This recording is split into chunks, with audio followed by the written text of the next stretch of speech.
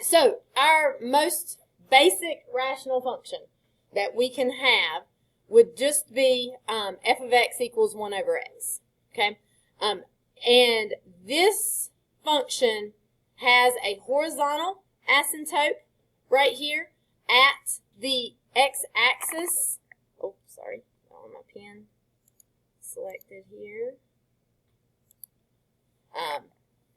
So we can either say the x-axis or the equation for the x-axis is y equals 0.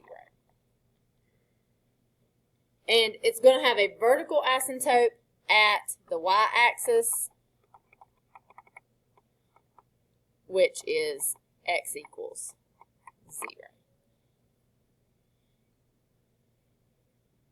Okay, the blue dots here are not part of the graph. I've just put those in for the asymptote so that you can see what it looks like. The red curves there are what we're looking at for this graph. So this is what the graph of a rational function looks like. They can get even crazier. They can look even crazier than this right here, but this would be the basic for that. What we're going to see is we are going to look for asymptotes of the functions. We can do these pretty easily by graphing, but there's also a fairly easy way to find these from the equation itself as well. So I would like, if you don't have a computer out, get one out for Desmos. I want you guys to graph that first one there for me. Okay? Get those out there.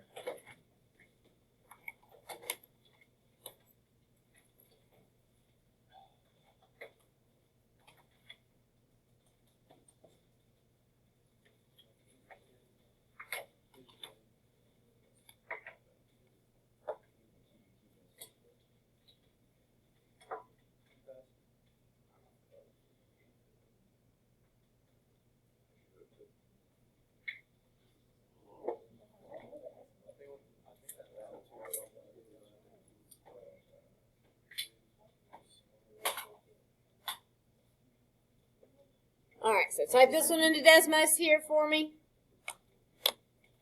Let's see what it looks like.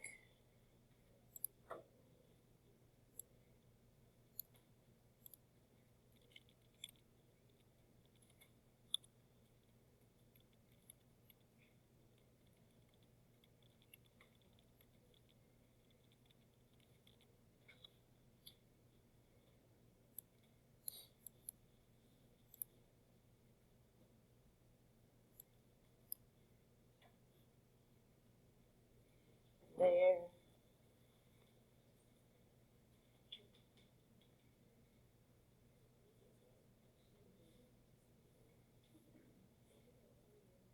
Okay, and then vertical asymptotes have the equation of x equals a number. Okay, so what I want you guys to do, like go down to the second line on your Desmos and type in x equals 4, x equals 7, x equals 2. And so you can find the ones that look like they're the vertical asymptotes for this graph. Okay? So just try different numbers until you find one that looks like it is the vertical asymptote. That vertical asymptote is that vertical line that your graph should get closer and closer and closer to, but technically not touch.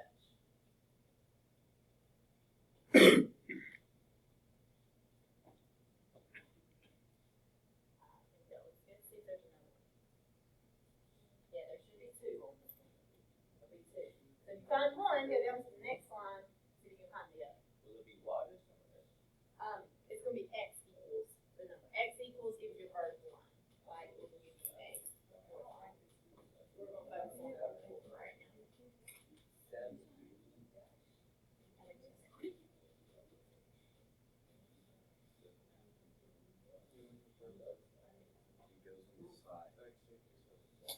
All right. Let's see what we've got. Let's look at this together. Okay, here's the graph. Somebody give me a vertical asymptote that you found. 1. I don't think 1 works. I think it needs to be, I'm hearing a -1 and and I'm also hearing a 2. Okay? These would be your vertical asymptotes right here. So we would have over here vertical asymptotes at x equals -1 and x equals 2.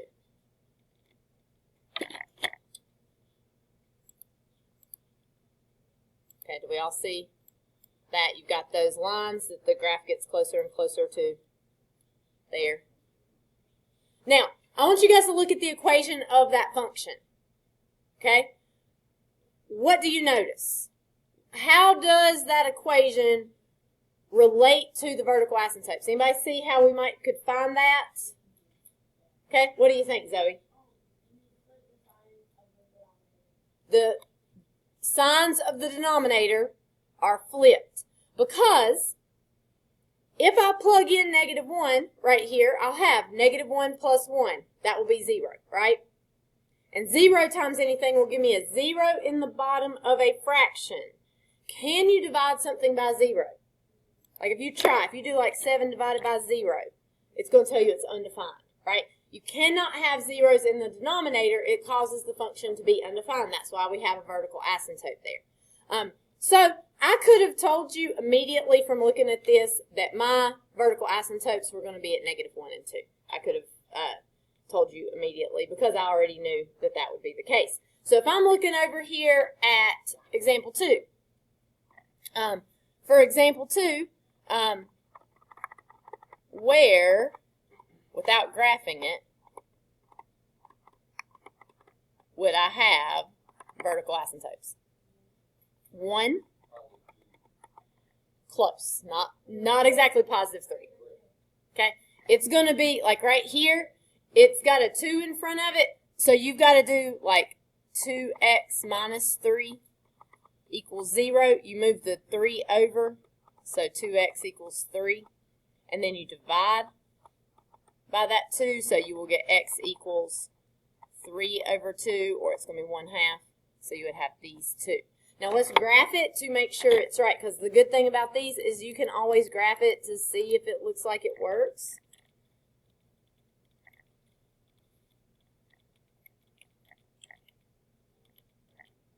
Okay, and if I graph those lines, x equals 1, that looks like a vertical asymptote over here for this left side. If I graph x equals 3/2, that is a little further away, but if we kind of like go up, it looks like it's a vertical asymptote there for that. There also might be this like other, there's also this other like weird part of this graph right here. You see, like, it's down here. Sometimes it's hard to even tell if that's there, but we've got a vertical asymptote for that part too, for that. So we can see that those work. Now, in my opinion, especially if you're just in like the home view, it's kind of hard to tell what the vertical asymptotes are for that one. Like I would have guessed 1, but I probably would have guessed 2 over here for the other if I was just playing with it. So that's why it's really helpful to know about those denominators being 0. There, it'll make you much more precise. Okay. So let's move on to the next one. Okay. So we can have 2 different types of discontinuities in these types of graphs. Okay. The first one that we just looked at is a vertical asymptote. The other type, we didn't have any on those last graphs, are called removable discontinuities, and these are holes in the graph. The difficult thing is that holes don't really show up on Desmos well. They are technically there, but they're really hard to find. So a removable discontinuity or a hole, like in this particular case, this graph would have a hole at x equals -2. Right here is our hole in the graph. It's our hole or removable discontinuity. You might see it called either one of those. Okay. Where would the vertical asymptote for this graph be? right here. And what's my x value right there? -3. So we got a vertical asymptote at x equals -3. Now, the problem is holes don't show up very well on a Desmos graph. And now, if they give you a graph, they will make it look like an open circle right there. You'll be able to tell. But if they just give you the equation, you're not going to be able to tell. So we need to know how to find these from the equation. So if I move on, discontinuities happen any value that gives you a 0 in the denominator. So, for example, here's the Desmos graph for this graph right here. Okay? Anything that gives you a 0 in the denominator is going to be a discontinuity. Okay? So that would be, for this case, x equals -2 and x equals +3. And I can definitely see on this graph where it does look like at -2, does look like I've got a vertical asymptote, right? But if I go over here to where x equals 3, does it look like I've got anything going on that graph? It does not. It looks perfectly fine. Looks like it's just a regular graph. But what's happening is there's actually a hole in the graph right there. If I transfer this one over here to Desmos, f of x equals x minus 3, x minus 7, over x plus 2, x minus 3. Okay. If I look at this graph, at 3, looks perfectly normal, but if I can get actually to 3, oh, there it was. It's really hard to find, right there. If I can get actually right there at 3, it's undefined at that point, right? But the problem is if you don't know how to do it from the equation, you've just got to like search along right here and try to find where it turns to the open circle. And like you could see, like it glitched out right there. You could kind of see it. But if you don't know where you're looking for it, it's going to be really hard to find. So that's why it's really important that we are able to do it from the equation. Now, what is different about the x equals -2 and the x equals 3? What do you see that's different in that equation that maybe has an effect? What do you notice about your x minus 3? There's 2 of them. There's one on the bottom and one on the top. And what do we normally do with those? Cancel them out. And they do cancel out, but do you guys remember at the very beginning when we did those restricted values, when we started doing this? I haven't made you do them in a while because we've been like hyper-focusing on just being able to do what we're doing. But we really could do it restricted values for any of these. 3 is a restricted value, but it cancels out. So it looks like the graph everywhere else, but you have that hole right there where that restricted value was. So vertical asymptotes are going to occur at values that makes only the denominator equal to 0.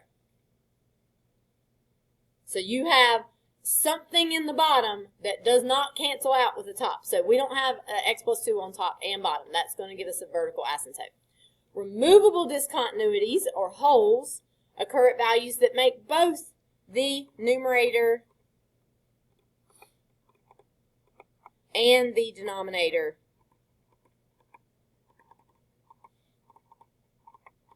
equal to 0. So I've got a factor in the numerator and the denominator that if I plug in that 3, both of those would be 0. Okay? Questions?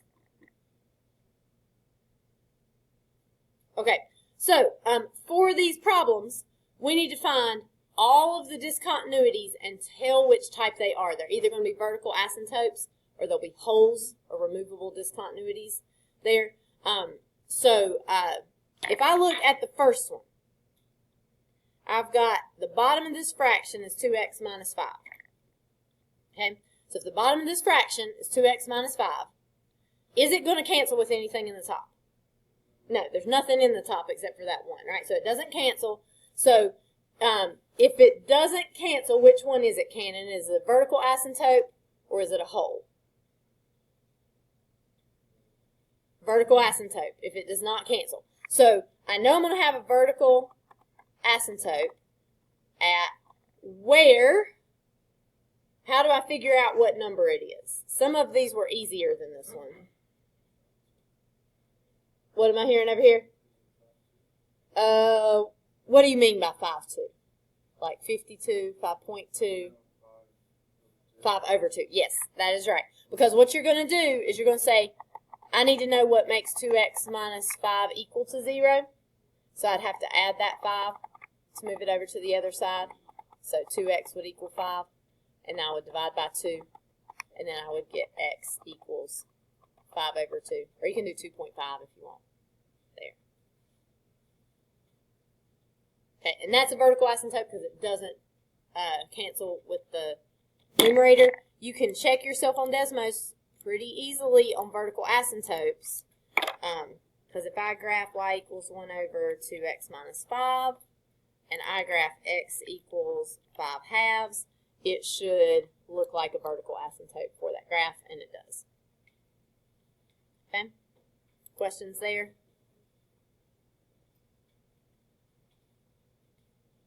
All right, let's look at 4. Okay, so we want to look at the bottom of this fraction, and we want to think about what would make this 0. So I've got two pieces right here. I've got a 5x, and I've got an x minus 4. Okay, let's see. Sophia, what would make that x minus 4 equal to 0?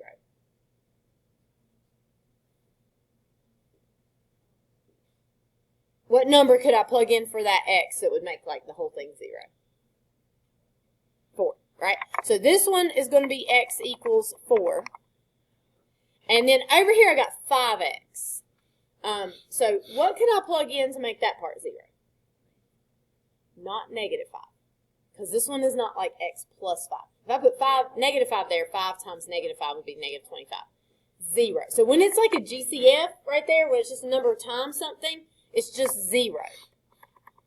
Because like if I did 5x equals 0, I'd divide both sides by 5, and x would equal 0. Okay, now I need to decide if these are holes or vertical asymptotes. If they are holes, they cancel in top and bottom. Would anything cancel right here? This will help us a little bit for today. Do I have anything that can cancel? I do have something that can cancel. What can cancel? The x's can cancel. The numbers with them don't cancel, but that's okay. They're just like coefficients. The x's can cancel. So that tells me this one right here is a hole. Okay? Did the x minus 4 cancel with anything? It did not, so what does that tell me about the x equals 4? Vertical asymptote. Okay? So, if I go to Desmos to check, because it's going to be important for you to know how to check these in Desmos. If I graph that original equation, y equals to x over 5x times x minus 4, I can graph x equals 4, and that shows up as a vertical asymptote pretty easily. I can also tell this graph doesn't have any other vertical asymptotes. If I go to 0, it looks perfectly normal, but if I drag, oh, there it was. It's so hard to get right there on top. If you drag your cursor over it, it's going to be an open circle right there at 0. So that lets us know that we've done that correctly. Okay, let's do one more, and then we're going to stop so we can get ready for our quiz. So, for number 5 is something that you might have to do on the quiz today, really. I need to know what would make that denominator 0. But that's not going to be very easy to do like it is right now. So what I want to do is I want to factor that denominator, right? And this is what you're going to do some on the quiz today too. You're going to have to factor some so that you can see what would cancel. So the top does not factor. It would just stay the same. On the bottom there, if I think of factoring that, negative 4 goes on the top, negative 3 goes on the bottom. So I'm multiplying to get negative 4. I'm adding to get negative 3. What numbers would work? negative 4, positive 1. Negative 4 times positive 1 is negative 4. Negative 4 plus 1 is negative 3. So that means I've got x minus 4, x plus 1. So I'm looking at the bottom and the bottom only to tell where I've got discontinuities. I'm going to have a discontinuity at x equals 4, and I'm going to have one at x equals negative 1. Okay? The 4s, the x minus 4s, will cancel. So what does that tell us, Zoe, about x equals 4? That is a whole. Okay? The other one does not cancel, so that one is a vertical asymptote. And we can check ourselves by graphing this here.